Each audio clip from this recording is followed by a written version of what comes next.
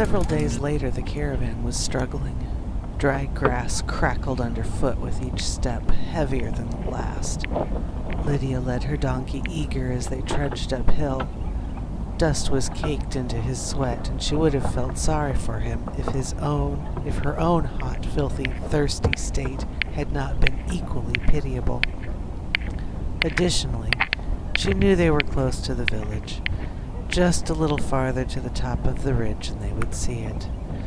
She glanced behind her at the column of donkeys, wagons, and carts, the flocks of goats, the outriders, the donkey drivers and followers and families of the caravan trickling along behind her. This past week had been a disaster. The cisterns were dry.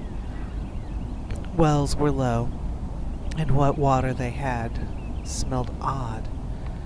Creeks were tracks of mud rather than trickling with fresh water. Last night they had stopped at a spring, but even after digging deep and letting it seep overnight, it hadn't been enough to resupply. In all her years, she had never seen it so dry. "Finish the journey," she muttered out loud to herself. Eager snorted at her, but kept plodding forward. She had made this journey every summer for years. Was it 20? Was it 40? 50? No. Well, maybe. It had been hot before, and it had been dry before, but never like this. So hot, so dry, so thirsty. Her thoughts went forward to the village at the top of the hill.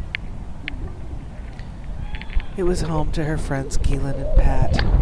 The thought of a hot stew pot and plenty of tea drove her forward, but it was the thought of good conversation, more rare than sweet water, that drew her in and helped her focus on something other than the pain each step caused her knees.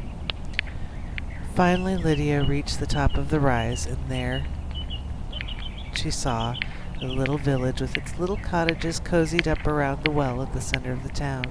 She smiled and started down into the valley, but had only gone a few steps before she stopped and turned to wait for Yothin to crest the hill. "What is it, my lady?" "Something is wrong."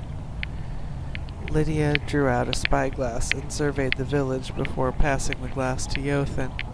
He silently observed the village before returning the glass to her. He said nothing, but his lips became a thin, hard line.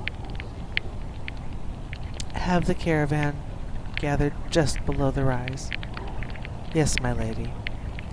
Yothin mounted his own exhausted mule and rode back, giving orders to the outriders and donkey drivers.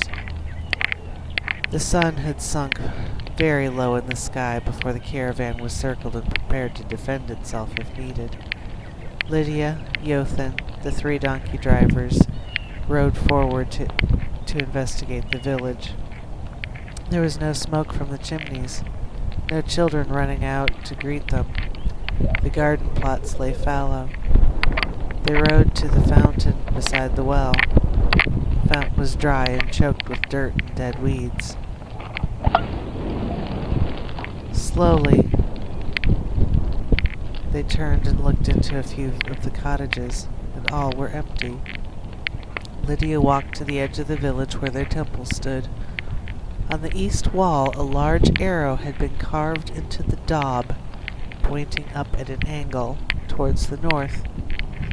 Lydia puzzled over it for a moment, touching the indent. Perhaps they left a record inside. Walking around and swinging open the door, as soon as a shaft of evening sunlight pierced the temple innards, it disgorged a huge creature. An unearthly scream pierced the air as the beast was able to process was enormous yellow eyes and fangs larger than anything she had ever seen, as matching claws shredded her flesh. And then it was gone. Yothin lunged to her side, putting pressure on the fastest growing rosettes. Rickon paused for a second. "I'll get the others," and raced back on his donkey.